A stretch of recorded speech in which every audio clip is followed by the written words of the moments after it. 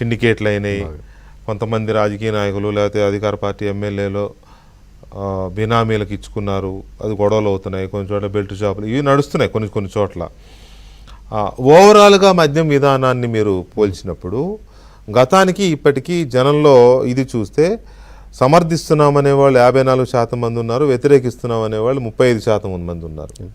Correct. అంటే సమర్థించే వాళ్ళు concept మీకు స్టార్ట్ చేసినప్పుడు రెండు పక్కన పెట్టినప్పుడు కాన్సెప్ట్ని సమర్థించారు sir. Okay. When comes to గ్రౌండ్లో రియాలిటీ అప్లై చేసినప్పుడు కింద మీరు ఇందాక చెప్పినట్టుగా ఎమ్మెల్యేల పనితీరు కానీ దాంట్లో సిండికేట్లు అవ్వడం కానీ లేకపోతే ఆల్రెడీ ఉన్న వాళ్ళని ఇబ్బంది పెట్టడం కానీ లేకపోతే సిండికేట్లు అయ్యి పర్సంటేజ్గా ఇచ్చినప్పుడు కూడా ఎమ్మెల్యేనే తీసుకోవడం, ఈ నెల నష్టం వచ్చింది అంటారు.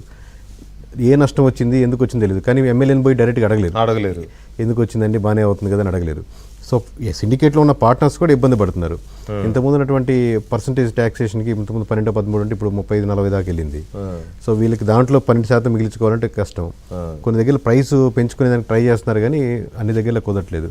ఇది కాకుండా మళ్ళీ డిపార్ట్మెంట్కి ఇచ్చుకోవాల్సినవి ఉంటాయి అఫిషియల్. ఇప్పుడు ఓపెన్ గా మాట్లాడుకుంటే ఎవరికి వెళ్ళాల్సిన మూటలు వాళ్ళకి వెళ్ళిపోవాలి. సో నాకు దీన్ని సర్వే చేస్తున్నప్పుడు కానీ రకరకాల విషయాలు ఇన్పుట్స్ తీసుకుంటున్నప్పుడు నేను దాదాపుగా ఒక 10-12 షాప్స్ మెయింటైన్ చేసే స్టేట్ లో చాలా మందితో మాట్లాడుతున్నప్పుడు ఎవ్రీ మంత్ డబ్బులు ఇంట్రెస్ట్ తెచ్చుకొని లిక్కర్ షాప్స్ నడుపుతున్నారు సార్. అది మామూలు చూడడానికి వాళ్ళకి ఏం 10 బ్రాంచ్లు ఉన్నాయి కదా, 12 బ్రాంచ్లు ఉన్నాయి కదా.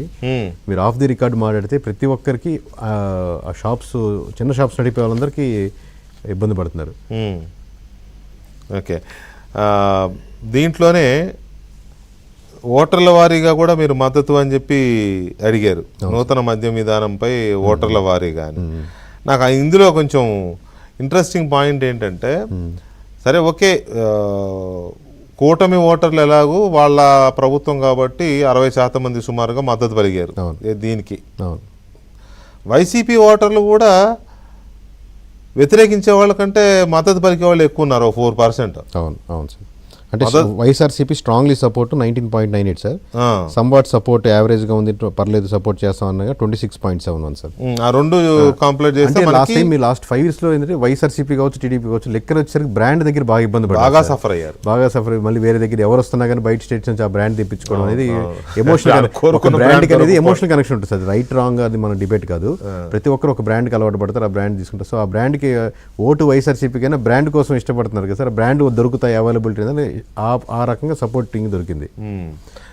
మీరు మీ వాళ్ళు ఇచ్చిన రిపోర్ట్ ప్రకారం లాస్ట్ జగన్మోహన్ రెడ్డి హయాంలో అత్యంత ఎఫెక్ట్ అయ్యింది లిక్కర్ క్వాలిటీ వల్ల, స్పూరియస్ లిక్కర్ ఇవ్వడం వల్ల. క్వాలిటీ విషయంలో ఏమన్నా ఫీడ్బ్యాక్ వచ్చిందా? క్వాలిటీ విషయంలో అంటే ఇప్పుడు బ్రాండ్స్ అవైలబిలిటీ ఉంటున్నాయి, అన్ని బ్రాండ్స్ అవైలబిలిటీ, మంచి ఇంటర్నేషనల్ బ్రాండ్స్ కూడా ఉన్నాయి, బ్రాండ్స్ అవైలబిలిటీ ఉన్నాయి. బట్ గ్రౌండ్ లో ఎక్కడ వచ్చేసరికి ఈ బెల్ట్ షాప్స్ పెరగడం, నెంబర్ ఆఫ్ షాప్స్ పెరగడం, ఎంఆర్పీ లేకపోవడం, కొన్ని దగ్గర ఎంఆర్పీ కంటే పెంచుకొని అమ్ముకోవడం, ఈ విధంగా నెగిటివిటీ వస్తుంది గ్రౌండ్ లో. ఓకే. తర్వాత ఇంకొక ఇంట్రెస్టింగ్ క్వశ్చన్ అడిగారు మీరు, అది కొంత డెమోక్రటిక్ గా ఉంది ఆ క్వశ్చన్, డెమోక్రసీకి అవసరమైన క్వశ్చన్. అవి రెండు క్వశ్చన్స్